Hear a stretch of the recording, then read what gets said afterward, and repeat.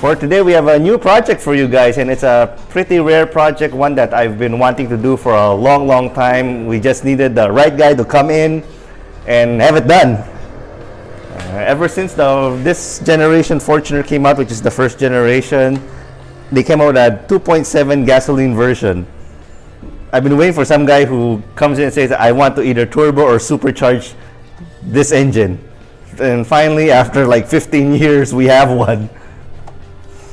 So this actually is a pretty high mileage Fortuner. This is about 200,000 kilometers-ish when it came in. So before supercharging or anything else, I told him, no, can't do it right away. We have to overhaul the engine first to make sure that everything is fresh. Piston rings are fresh, piston is fresh, gaskets are fresh, everything. So at least we know we're dealing with a brand new engine, not something with hundreds of thousands of miles already. So the overhaul is done, and then what we did was, after the break-in period of 500 kilometers or so, we told him to come back, bring it here, and we installed our set of headers here, our hot pipes headers over here. Those are the headers right there. And then we installed the unit chip also to tune it and see what kind of power it makes on the dyno. We'll throw up the dyno chart in a while, but in stock form, it makes 132 horses, and then after tuning it, we got 147 horses, which is not bad for this engine. Okay, this is the unit chip map sensor. Since this car will be experiencing boosts, we installed a 3-bar map sensor, so this is where we will get all our reference for the fueling and timing adjustments. This is the hose that goes into the intake manifold, so this will sense our boost once the supercharger is installed. And this is the supercharger itself. It's a Rotrex unit.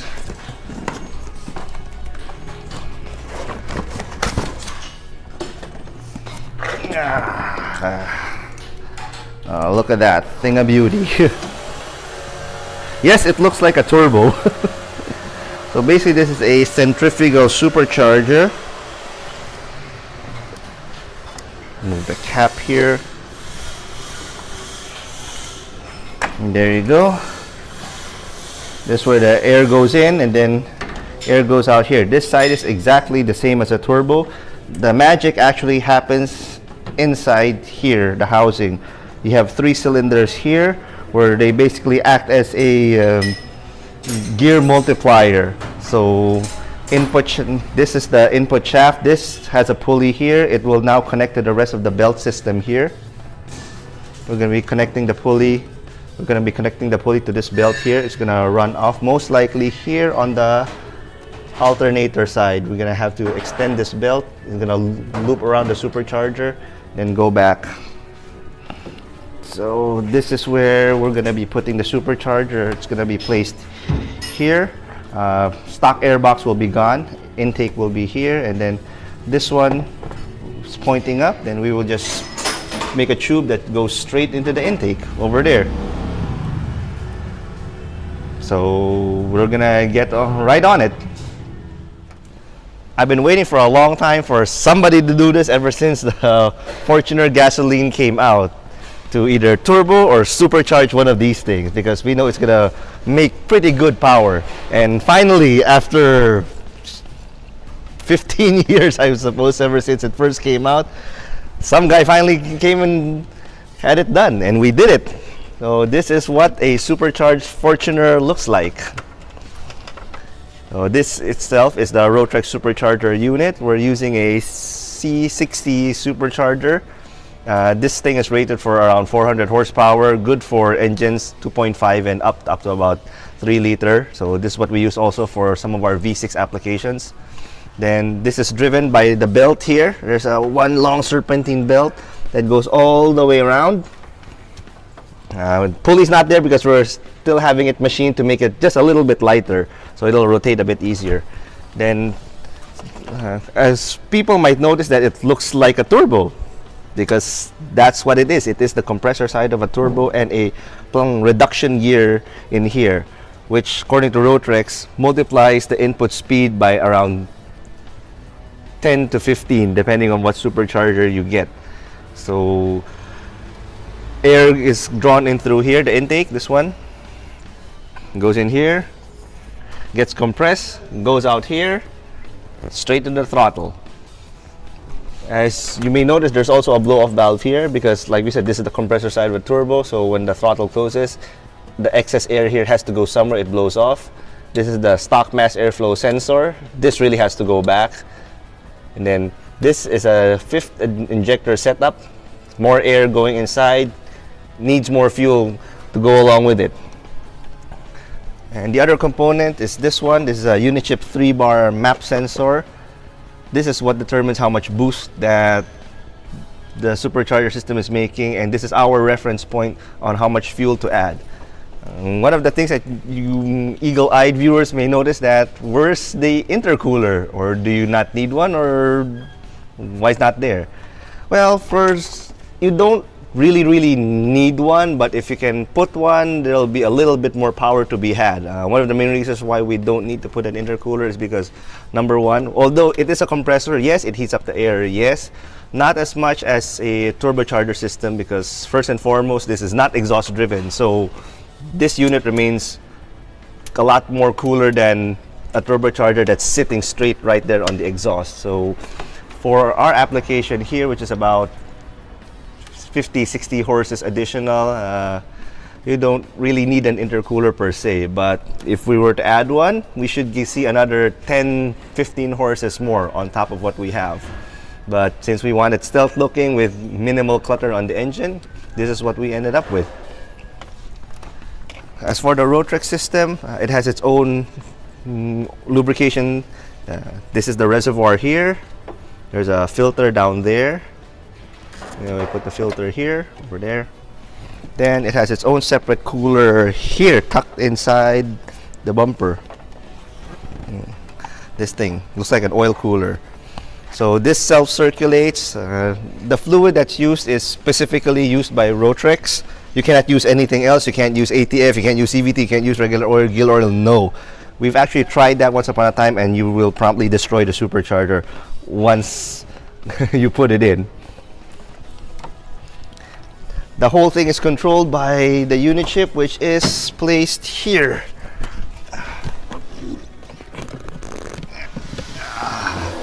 There you go. Everything's controlled by the Unichip Q4.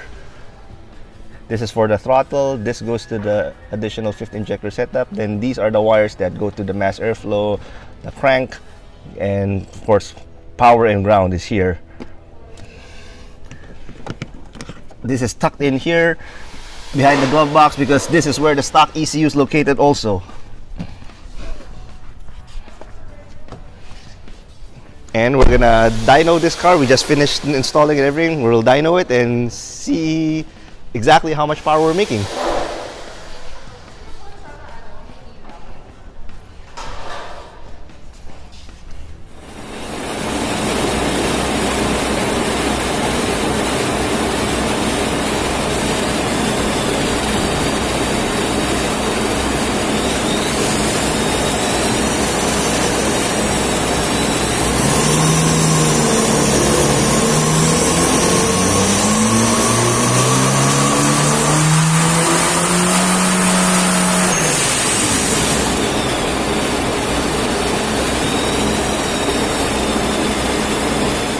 Yes, we're done with our supercharged Fortuner, 2.7 liter gas Fortuner, Rotrex supercharged, and the power is great. Here we have the dyno chart. Stock after the engine overhaul that we did to freshen everything up, it's 131 horses, and supercharged we got 211, so that's a full 80 horses more. Torque likewise increased from 180 to 220 foot-pounds here, but the really big gain is that it still keeps pulling even after 4,000. So from here, from 150 to around 210, that's 60 foot-pounds more. It's not diesel numbers, but it's pretty damn good. So we're gonna take this sucker out for a test drive later and see how she feels on the road.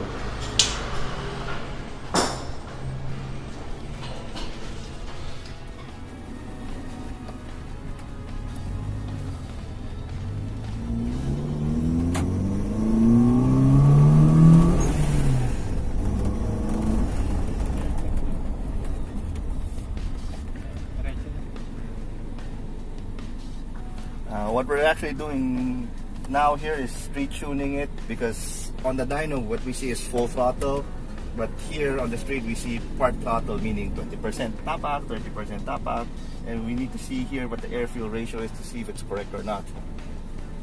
And sometimes on part throttle it might be a little bit lean, it might be a little bit rich, so that we have to adjust on the fly here while driving it.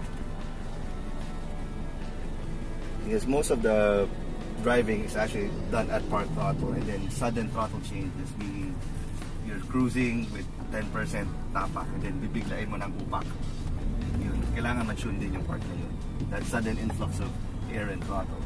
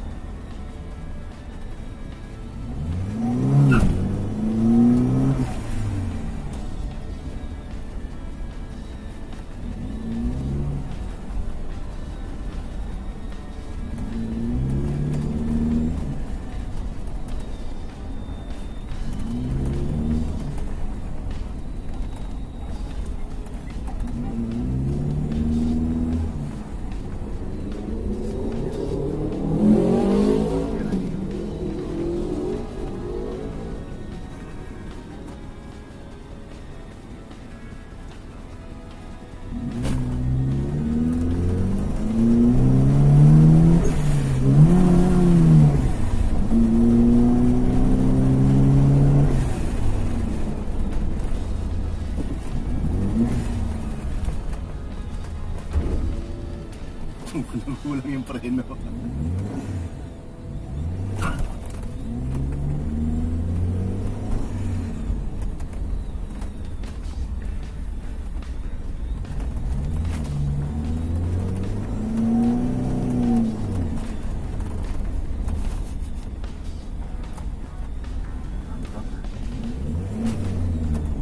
May sipa talaga pag inupakan eh.